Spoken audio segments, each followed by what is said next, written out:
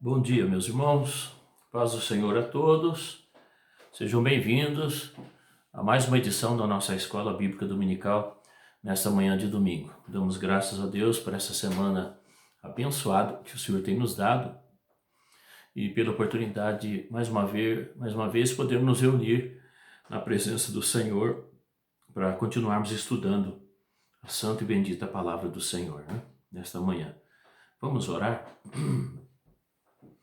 Senhor Deus, nós louvamos o Teu nome e Te agradecemos pela semana abençoada que o Senhor tem nos dado, Deus. Obrigado pela vida, pela saúde, pelas bênçãos dessa semana, pelos milagres que o Senhor tem realizado em nosso meio e em nossas vidas, Deus.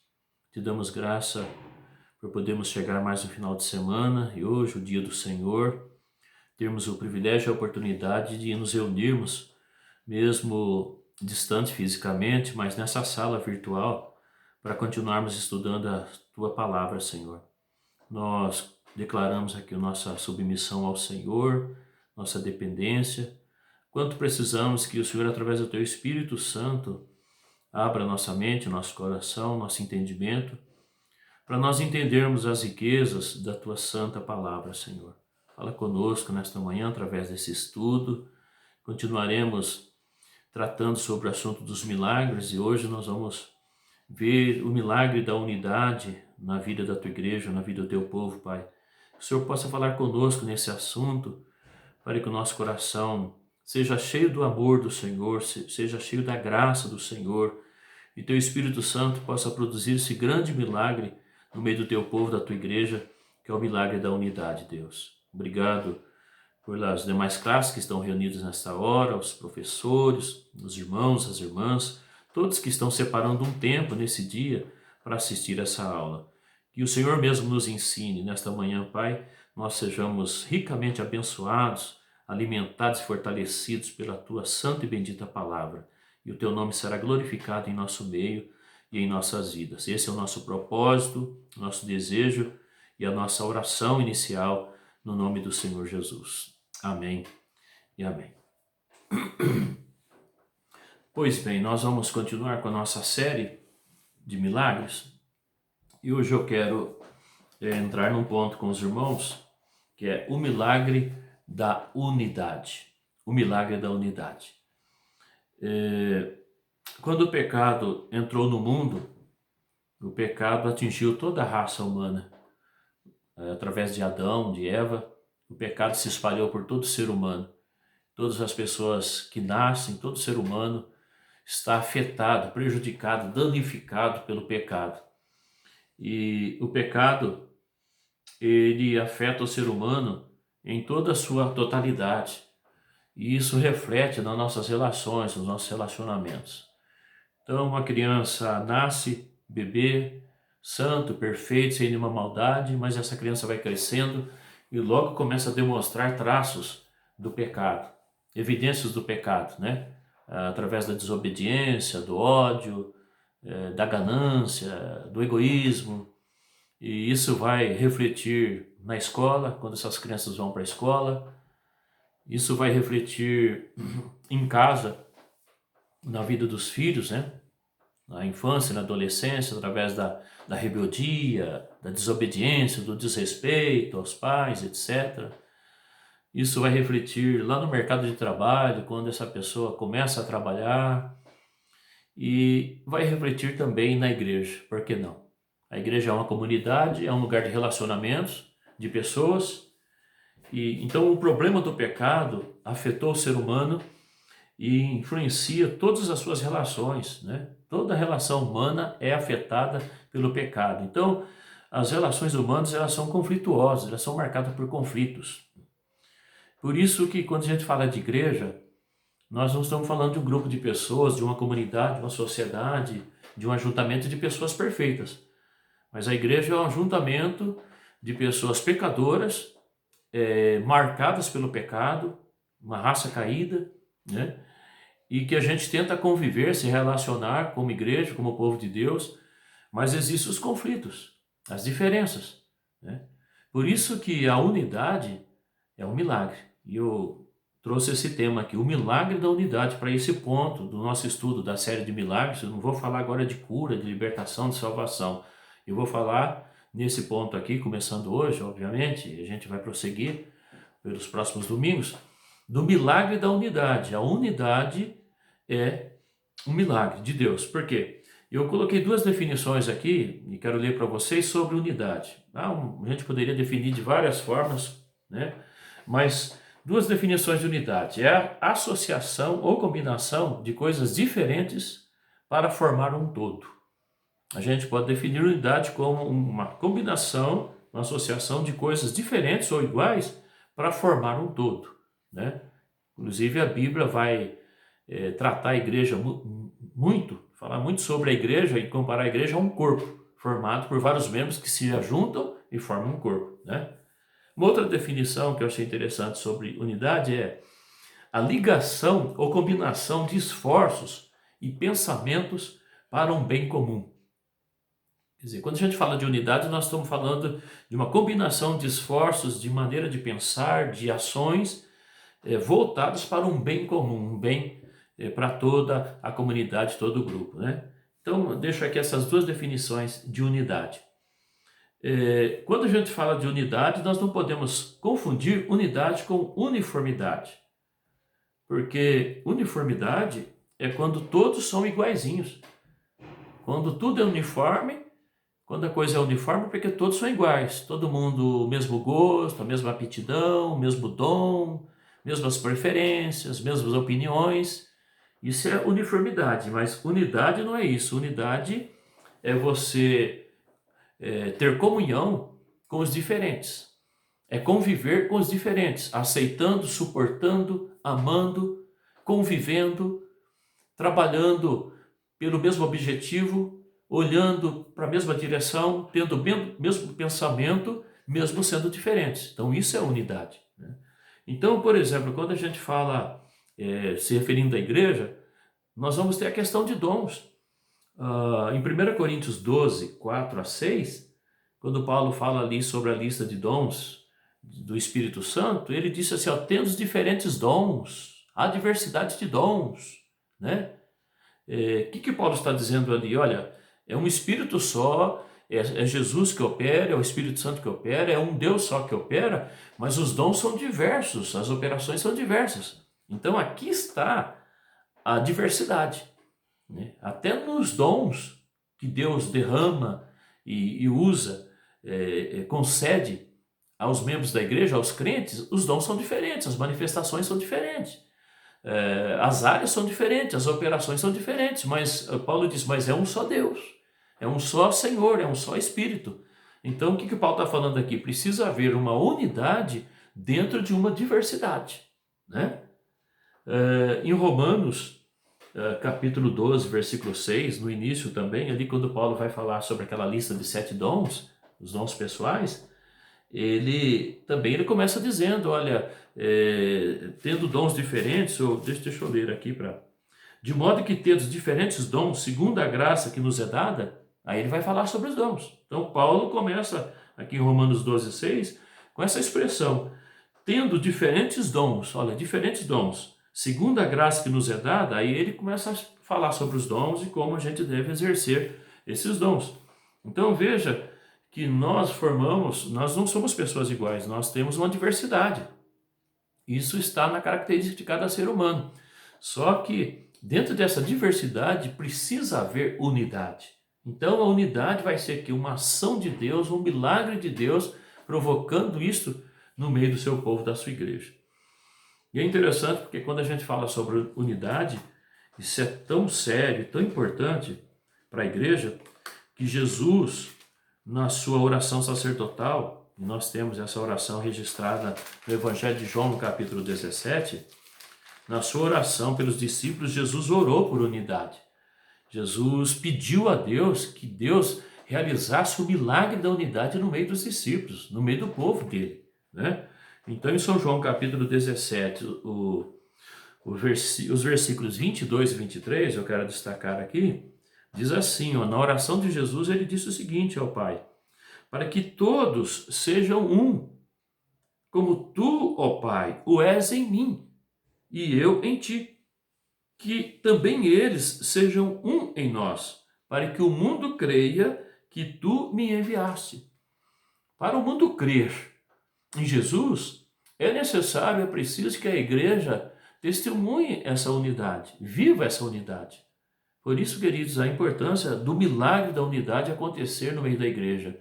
Quando a gente fala de milagres, geralmente vem na nossa mente Deus curando um cego, Deus libertando um perturbado, um viciado, Deus fazendo um aleijado andar, Deus fazendo o mudo falar.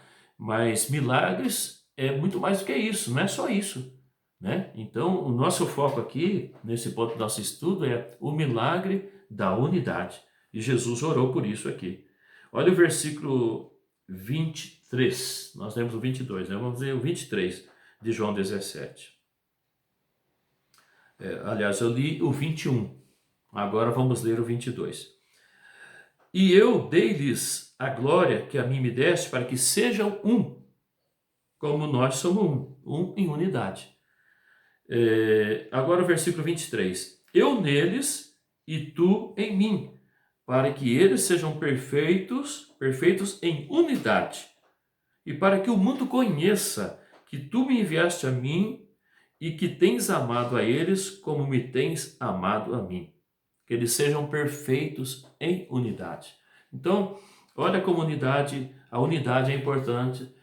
Tanto é que Jesus orou e pediu que Deus fizesse esse milagre, o milagre da unidade no meio da sua igreja. Quando a gente olha para a Bíblia e para a vida da igreja, nós vemos que a igreja primitiva, ou a igreja do primeiro século, a igreja de Atos, ela era um exemplo de unidade. Eu quero ler aqui no livro de Atos, capítulo 2, o versículo 44, e depois no capítulo 4, versículo 32, porque nós vamos tomar como referência e texto básico aqui para esse tema da unidade, o exemplo da igreja de Jerusalém, da igreja do primeiro século, a igreja de Atos dos Apóstolos, da época dos apóstolos, né? Então nós vamos tomar isso como base. Então, em Atos 2:44, nós lemos o seguinte: todos os que criam estavam juntos e tinham tudo em comum. Capítulo 4, versículo 32. E era um o coração e a alma da multidão dos que criam. E ninguém dizia que coisa alguma do que possuía era sua própria, mas todas as coisas lhe eram comuns. Então, o que é unidade? Quando tudo é comum. Quando a gente consegue pensar a mesma coisa, olhar para a mesma direção, ter o mesmo propósito, ter o mesmo objetivo, né? E era um o coração e a alma da multidão. Notem que Lucas, aqui o autor de Atos, ele está dizendo assim: havia uma multidão de crentes, mas o coração e a alma da multidão era um. Isso é unidade. Isso é unidade, né? Na Bíblia, a gente tem uma expressão muito interessante. Essa expressão aparece muito no Antigo Testamento. Eu gosto quando penso em unidade, né? Em comunhão e unidade, vem sempre à minha mente esse exemplo bíblico. No Antigo Testamento, às vezes a nação de Israel, que era o povo de Deus, eles se ajuntavam num propósito, e aí aparece uma expressão interessante, que a Bíblia diz assim: se ajuntaram como se fosse um só homem, né? E essa expressão significa assim que todo mundo estava pensando igual, todo mundo estava tendo o mesmo propósito, o mesmo objetivo, todo mundo estava buscando a mesma coisa, todo mundo estava caminhando na mesma direção. Então, essa expressão ela se repete na Bíblia, e eu anotei um texto aqui em 1 Samuel capítulo 11, como exemplo. 1 Samuel capítulo 11, os versículos 7, a parte final do versículo 7, depois do ponto final, parte final do versículo 7, de 1 Samuel 11, e depois o versículo 8, olha só. Então caiu o temor do Senhor sobre o povo, e saíram como um só homem. Isso foi na época do rei Saul, né? O rei Saul convocou a nação de Israel para uma guerra, o exército, os homens, né, da nação para uma guerra, e aí a gente tem essa expressão aqui no final do versículo 7. Então caiu o temor do Senhor sobre o povo e saíram como um só homem. Quer dizer, um só pensamento, um só propósito. Se ajuntou todo mundo e falou, nós pensamos igual, nós temos o mesmo propósito, nós temos o mesmo objetivo, nós temos o mesmo alvo, nós servimos o mesmo Deus, nós defendemos uma mesma bandeira, nós vamos na mesma direção, né? Então, isso é unidade. Agora, olha o versículo 8, interessante, um detalhe. E contou-os em Bezeque, e houve dos filhos de Israel 300.000, e dos homens de Judá 30.000. Então, nós temos aqui um exército formado por 330.000 homens. 300.000 de Israel, as 10 tribos, e mais 30.000 das outras duas tribos, chamada aqui de Judá, né? Então, nós temos aqui um exército composto por 330.000 homens. E o versículo anterior tinha dito assim, e saíram como um só homem. Então, você imagina que interessante a unidade, porque um grupo, um exército formado por 330 homens, todo mundo no mesmo objetivo, no mesmo pensamento, olhando na mesma direção, buscando a mesma coisa, pensando igual, falando a mesma linguagem. Então, isso é unidade. A unidade significa isso. Não significa que eles eram todos iguais, que a pele deles eram todos iguais, que o corpo físico deles eram todos iguais, que eles tinham o mesmo nome, estavam com a roupa da mesma cor. Não significa isso. A unidade aqui, quando fala que eles saíram como só homens, significa que eles tinham o mesmo propósito. Eles caminharam na mesma direção, com o mesmo alvo, pensando a mesma coisa, buscando a mesma coisa, né? Um pelo outro, juntos, né? Então, isso é muito interessante a gente observar, e é interessante que essa expressão, e saíram como um só homem, se ajuntaram como um só homem, ela se repete todas as vezes que há um consenso, há um acordo no meio de um grupo de pessoas. Em geral, aqui, quando a nação de Israel, o exército às vezes saía para uma guerra, e quando eles estavam fechados, unidos entre eles, então a Bíblia usa essa expressão, e saíram como um só homem. Coisa linda e bonita, né? Bom, eu quero começar aqui num primeiro ponto a falar com vocês sobre os benefícios da unidade. Quais são os benefícios? Quais são as bênçãos que vêm sobre a igreja, vêm sobre o povo de Deus quando há unidade? Aqui voltando para o livro de Atos, usando o livro de Atos, capítulo 4 como base. Primeiro ponto, benefício da unidade, coragem. A unidade, ela ajuda a trazer coragem e ousadia para o povo de Deus, e no caso para a igreja. No início da igreja, no primeiro século, aqui no livro de Atos, primeiros anos da igreja, era necessário muita coragem e ousadia para ser crente. Porque a igreja ela sempre andou na contramão do mundo, do mundo, no sistema religioso, sistema político, sistema cultural do mundo. Então, especialmente nesse tempo aqui, para ser crente, para ser cristão, para seguir a Jesus, tinha que ter coragem e ousadia, porque a coisa pegava, a coisa era difícil, né? Todo mundo que seguia Jesus estava correndo risco de vida. Quando uma pessoa vinha para a igreja, aqui nessa época do livro de Atos, no primeiro século, uma pessoa se convertia, ela já se convertia consciente de que ela poderia morrer por Jesus.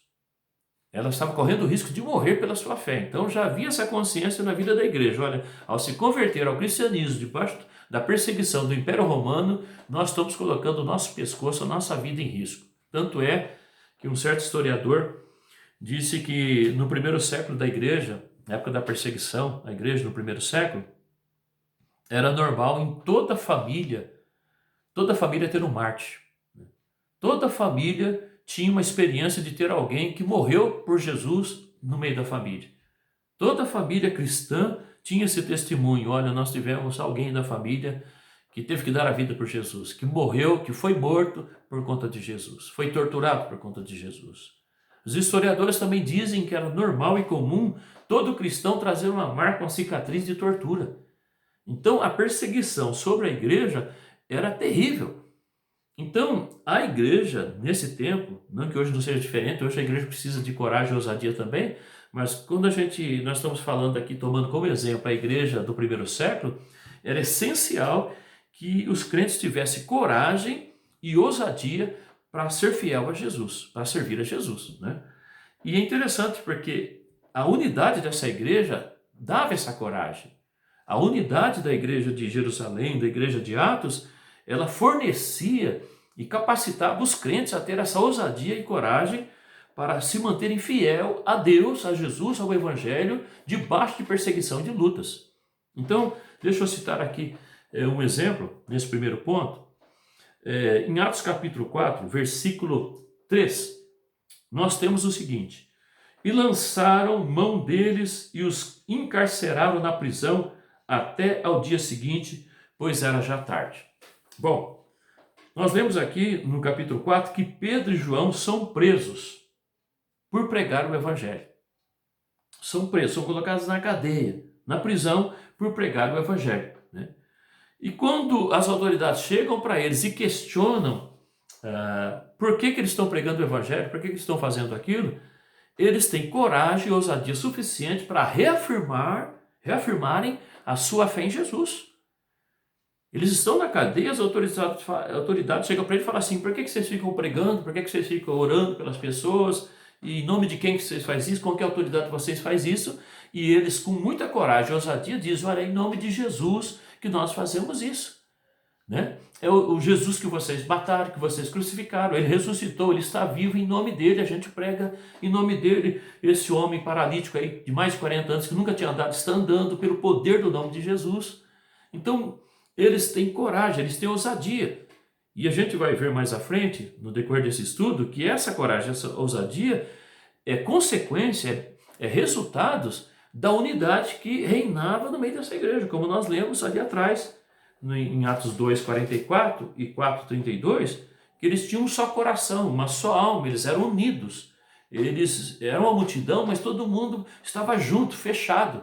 E essa unidade dava aos apóstolos essa coragem, essa ousadia, mesmo sendo presos, para continuar testemunhando de Jesus, reafirmando a sua fé em Jesus e dizendo: sim, nós cremos em Jesus, nós pregamos Jesus, nós oramos em nome de Jesus, é Jesus que faz milagres, entendeu? Olha a importância da unidade. Ela traz coragem, ela traz ousadia. Ainda no capítulo 4, no versículo 18, nós lemos o seguinte: agora as autoridades tiram Pedro e João da cadeia, ao ver essa reação deles, liberam eles, soltam eles, mas faz o seguinte: e chamando-os, disseram-lhes que absolutamente não falassem nem ensinassem no nome de Jesus. Olha o versículo 21. Mas eles ainda os ameaçavam mais, e não achando motivo para os castigar, deixaram-nos ir por causa do povo, porque todos glorificavam a Deus pelo que acontecera. Então, primeiro eles são presos, e eles reafirmam a fé em Jesus. Agora as autoridades chegam e falam: bom, tudo bem, vamos soltar vocês, vamos tirar vocês da cadeia, mas vocês estão proibidos de falar e de ensinar nesse nome de Jesus. E os ameaçam. É como se eles estivessem dizendo assim: se a gente pegar vocês de novo, pregando, falando, ensinando sobre esse Jesus, sobre esse Cristo, vocês vão ver, né? Há uma ameaça e uma proibição. No entanto, eles permanecem no propósito da pregação, porque quando as autoridades falam isso para Pedro e João, eles respondem o seguinte assim: julgai vós, no versículo 19, julgai vós se é justo diante de Deus ouvir-vos antes a vós do que a Deus. Verso 20, porque não podemos deixar de falar do que temos visto e ouvido.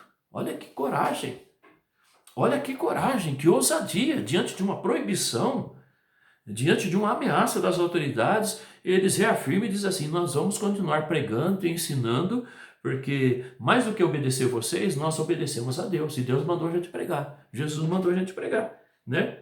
E a unidade, isso é resultado da unidade, porque quando eles chegam para a igreja e conta isso, chega para a igreja e fala: gente, olha, nós fomos presos, né? Depois soltaram a gente, proibiram, ameaçaram a gente, para a gente não pregar mais, não ensinar mais, senão coisa pior vai acontecer. Quando a igreja ouve isso, acolhe eles, abraça eles e se une em oração, toda a igreja. E aqui está a unidade. Olha que bonita a unidade. A unidade, dentro da unidade, o problema de um é o problema de todos. A luta de um é a luta de todos. A dificuldade de um é a dificuldade de todos. Por quê? Porque há unidade. É um só corpo.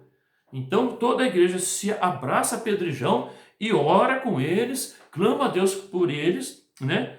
E pede ao Senhor para continuar dando coragem e ousadia para eles continuarem pregando, né?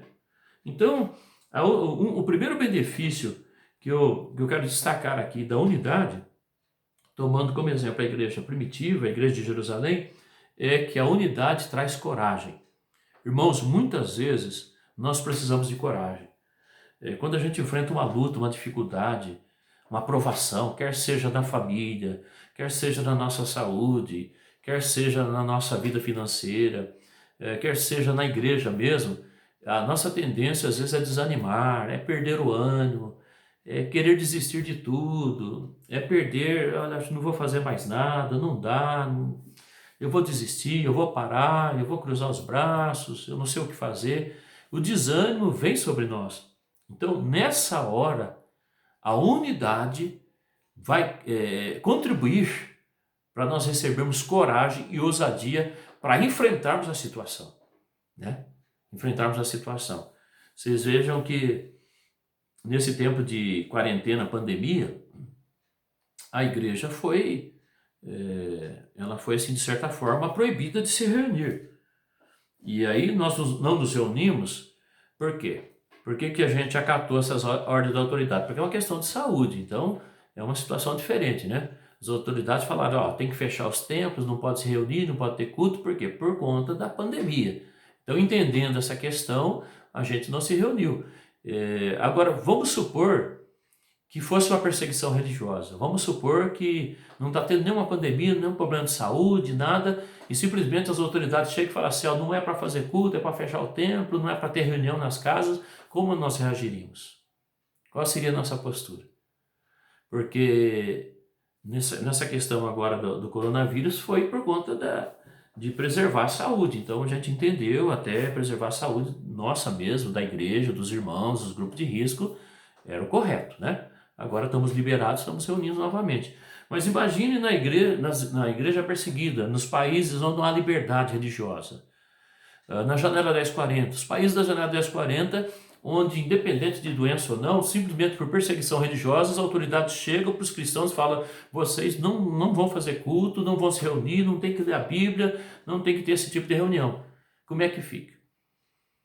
Aí nós vemos que os irmãos nos países perseguidos, eles têm essa coragem, essa ousadia de continuar se reunindo, cultuando, adorando a Deus, pregando o evangelho, ensinando, mesmo debaixo de perseguição. Agora, de onde vem essa coragem, essa ousadia? Vem da unidade, porque eles pensam igual, eles olham para a mesma direção, eles têm o mesmo alvo, o mesmo objetivo, eles servem o mesmo Deus, eles fazem parte de um mesmo corpo, que é o corpo de Cristo, eles têm o mesmo pensamento, nós vamos servir a Deus, nós temos que obedecer a Deus, nós temos que ser fiéis a Jesus, Deus tem nos abençoado, Deus prometeu nos guardar, Deus prometeu a vida eterna para nós. Então essa unidade de pensamento, de coração, dá coragem e ousadia para que os crentes enfrentem as dificuldades, né? As lutas, as provações, as perseguições. Então nós precisamos realmente orar para que Deus realize em nosso meio, no meio da igreja, do povo de Deus, o milagre da unidade. Porque a unidade, uma das coisas, a primeira coisa que eu estou colocando aqui, que ela traz para nós, para a igreja, é coragem e ousadia para enfrentarmos lutas, dificuldades, provações, oposição, perseguição. Porque mesmo que nós não tenhamos, nós aqui no Brasil, nesse momento, perseguição religiosa, nós temos um outro tipo de perseguição disfarçada. Nós temos lutas, nós temos provações, nós temos problemas, né? Então a gente tem luta, a gente tem dificuldade. E se nós nos mantermos unidos, se Deus operar em nós, em nosso meio, o milagre da unidade, nós vamos estar encorajados e com ousadia para enfrentarmos as nossas dificuldades, as nossas lutas. Amém? Glória a Deus. Eu quero deixar esse primeiro ponto aqui da nosso estudo de hoje, né? E só lembrando aqui o versículo 23 que eu não li, né? Versículo 23 diz assim: soltos eles foram para os seus e contaram tudo o que lhes disseram os principais, os sacerdotes e os anciãos. Vendo? Pedro e João saem da cadeia e vai para a igreja e fala: gente, olha, aconteceu isso, aquilo. Conta para os irmãos. Aí os irmãos se unem em oração, vão orar e Deus reveste eles de coragem, de ousadia para continuar a pregação. Então, o primeiro ponto do nosso estudo, dessa parte aqui, o milagre da unidade, é esse. A unidade, ela traz para a igreja, para o crente, coragem e ousadia para se manter firme na sua fé. Domingo que vem, a gente vai para o segundo ponto e os próximos pontos. Vamos parar aqui hoje. Que Deus abençoe a nossa vida, que Deus nos fortaleça, que Deus encha o nosso coração de amor, que Deus realize na nossa vida, no nosso meio, esse grande milagre, o milagre da unidade no meio da diversidade que somos nós. Amém? Antes de orarmos, encerrando a nossa aula, deixa eu lembrar que hoje nós temos às 7 horas da noite o nosso culto de Santa Ceia, culto da família. E é interessante porque nós estamos saindo desse período de pandemia e quando há unidade a gente gosta de estar junto, né? A gente gosta de estar junto com o povo de Deus. E nós já temos assim, a maioria da igreja se reunindo, vindo nos cultos, né? Eu louvo a Deus por isso.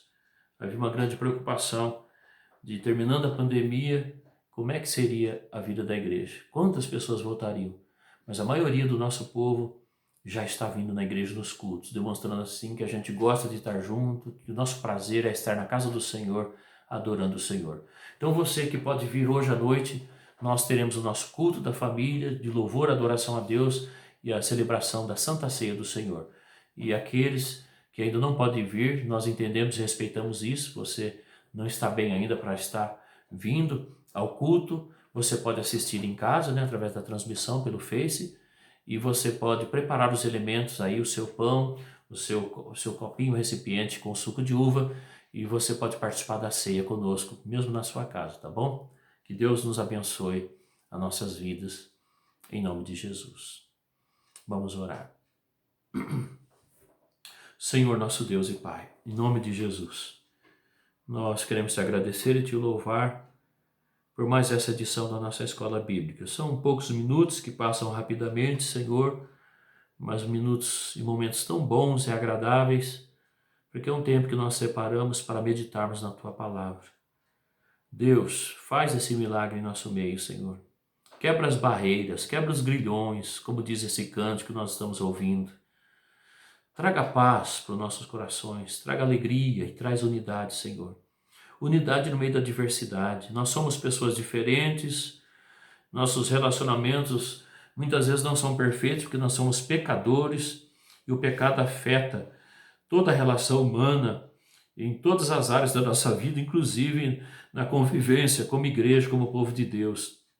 Há as diferenças, Senhor, mas nós estamos diante do desafio de vivermos e praticarmos a unidade no meio das diferenças. Que nós possamos ter essa sabedoria, esse discernimento de entendermos que mesmo sendo diferentes, dons, características, pensamentos, ideias, às vezes, personalidade, gosto, preferência, mas nós somos um corpo, o corpo de Cristo. E como corpo de Cristo nós precisamos estar unidos. Deus realiza esse milagre no meio da igreja local, no meio da denominação, no meio das igrejas em geral, das denominações, Pai, porque às vezes não há unidade entre igrejas e igrejas.